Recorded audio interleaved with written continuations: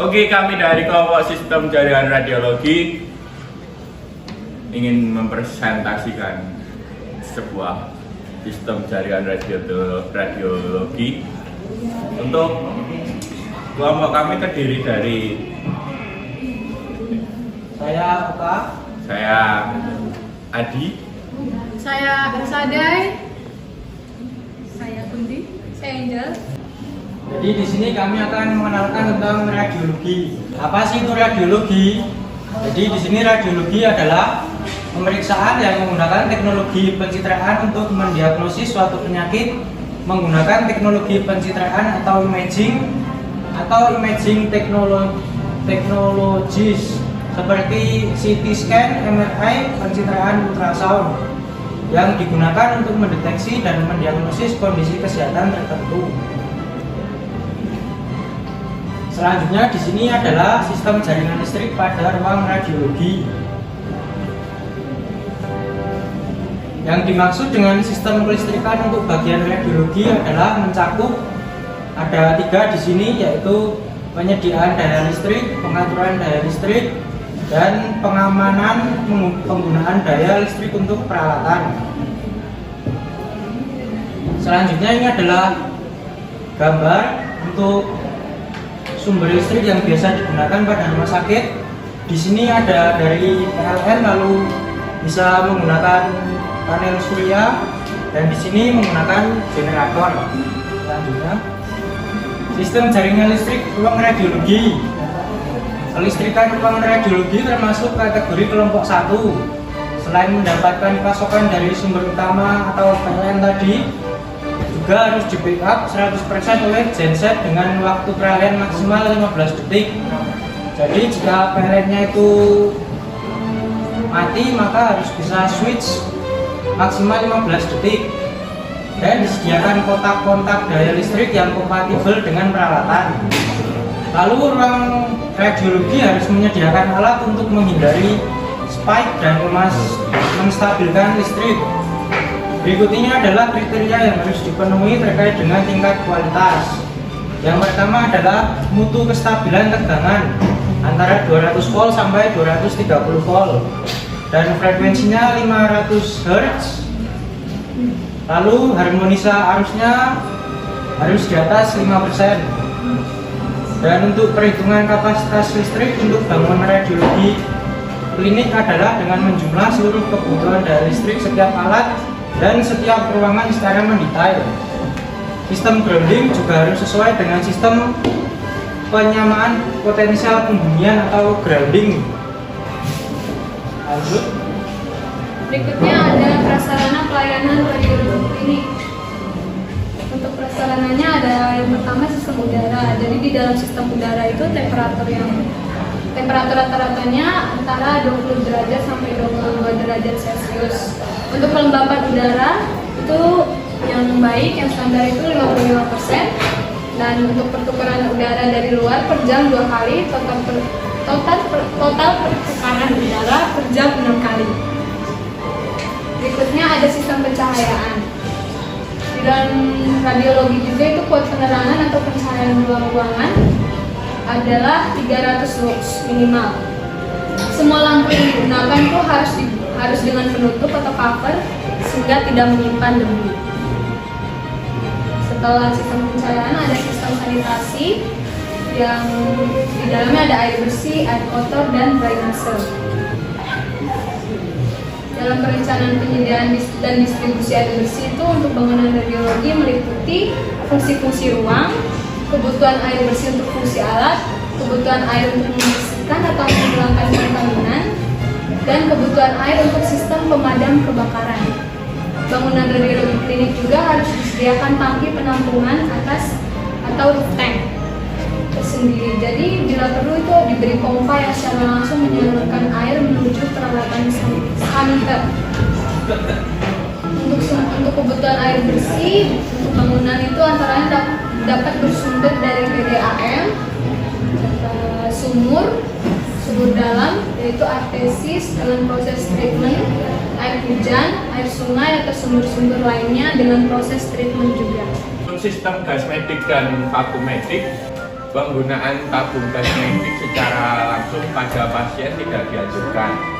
Dalam hal ini disarankan melalui penyaluran sistem instalasi gas medik dan vakum medik. Untuk ruangan-ruangan pemeriksaan DSA, CT scan, MRI, dan X-ray disediakan minimal outlet oksigen dan vakum medik.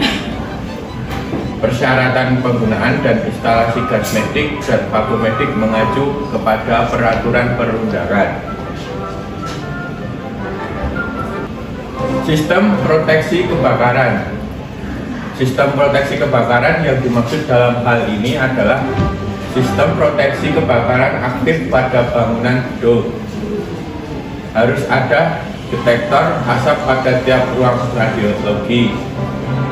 Apar yang digunakan pada ruangan-ruangan pemeriksaan adalah jenis water mist. Ketentuan lebih lanjut mengacu kepada peraturan perundangan yang berlaku.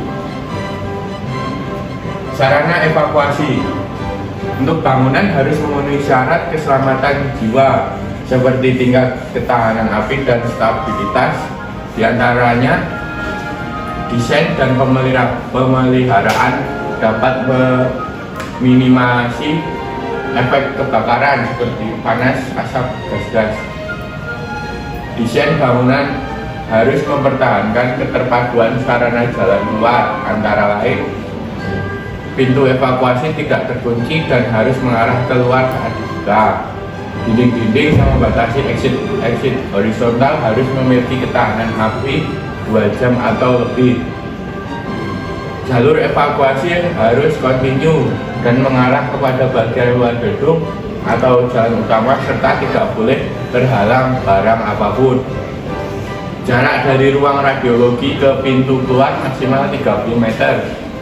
Ketentuan lebih lanjut mengacu kepada peraturan perundangan yang berlaku. Kemudian berikutnya ini bangunan pelayanan radiologi klinik. Nah itu pertama ada struktur bangunan. Struktur bangunannya itu harus direncanakan dengan kuat dan kokoh. Kemudian dia juga harus memenuhi persyaratan kelayanan atau serviceability seumur layanan yang direncanakan. Jadi misal perencanaannya itu 10 tahun, maka dia itu harus bertahan minimal 10 tahun atau harus lebih dari itu gitu. Kemudian harus tahan bencana alam. Jadi kalau misal ada gempa atau angin itu harus bisa bertahan. Kemudian ada yang lain-lain lagi, itu ketentuannya bisa mengacu kepada peraturan perundang-undang yang telah berlaku. Kemudian ini ada rancangan ruang pemeriksaan. Jadi setiap X-ray itu kan memiliki kekuatan yang berbeda-beda. Nah itu tuh kurang lebihnya standarnya itu seperti ini. Jadi untuk ruang penyinaran atau ruang X-ray itu tanpa fluoroskopi minimal alat dengan kekuatan 125 kV, panjangnya 4 meter, lebarnya 3 meter, tingginya 2,8 meter. Kemudian alat dengan kekuatan di atas 125 kV itu sekitar 6,5 meter untuk panjangnya, kemudian lebarnya 4 meter dan tingginya 2,8 meter. Kemudian ruang X-ray dengan fluoroskopi itu panjangnya sekitar 7,5 meter dan lebarnya sekitar 5,7 meter, tingginya 2,8 meter. Kemudian sisanya bisa teman-teman lihat di Permenaker nomor 24 tahun 2020. Nah, berikutnya itu ada komponen dan material bangunan untuk ruang radiologi. Yang pertama itu adalah lantai.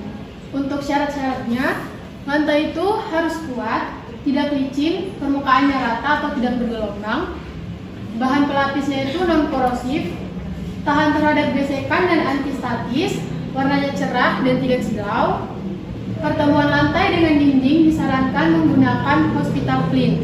Dan yang terakhir itu area di bawah lantai harus aman dari paparan radiasi dari peralatan sinar kimia. Nah, yang kedua itu ada dinding. Dinding harus bisa menahan radiasi di sekitar ruangan pesawat sinar X dan tidak melampaui nilai batas dosis, yaitu 1 MSV atau 1 milisievert per tahun. Nah, untuk dinding ini ada ketentuan-ketentuannya. Yang pertama, konstruksi dinding. Itu harus menggunakan bata merah dengan ketebalannya itu 25 cm dan kerapatan jenisnya itu 2,2 gram per cm kubik, atau beton dengan ketebalan 20 cm atau setara dengan 2 mm timah hitam. Yang kedua, setiap sambungan lapisan timbal dipasang tumpang tindih atau overlapping. Yang ketiga, finishing dinding non korosif, antibakteri atau jamur, dan tahan terhadap bahan kimia. Yang terakhir itu warna dinding cerah dan tidak silau. Oke, yang ketiga di sini ada plafon atau langit-langit. Plafon itu rangkanya harus kuat.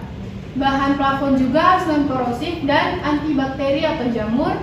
Warna plafon harus cerah dan tidak silau. Tinggi plafon dari lantai itu minimal 2,8 meter dan area di atas plafon itu harus aman dari paparan radiasi peralatan radiologi. Yang keempat ada pintu. Pintu untuk ruangan pesawat sinar X harus dilapisi dengan timah hitam dengan ketebalan tertentu, sehingga tingkat radiasi di sekitar ruangan pesawat sinar X tidak melampaui nilai batas dosis yang tadi itu, yaitu 1 milisievert per tahun. Yang kedua, di atas pintu masuk ruang pemeriksaan dipasang lampu merah yang menyala pada saat pesawat dihidupkan sebagai tanda sedang dilakukan penyinaran atau sebagai lampu peringatan untuk tanda bahaya radiasi. Bila memungkinkan, pintu dilengkapi alat penutup pintu otomatis atau automatic door closer. Oke, sekian dari presentasi kami hari ini. Jika teman-teman punya pertanyaan, boleh langsung di komen ya. Sekian dari kami, kurang lebihnya mohon maaf. Terima kasih. Terima kasih.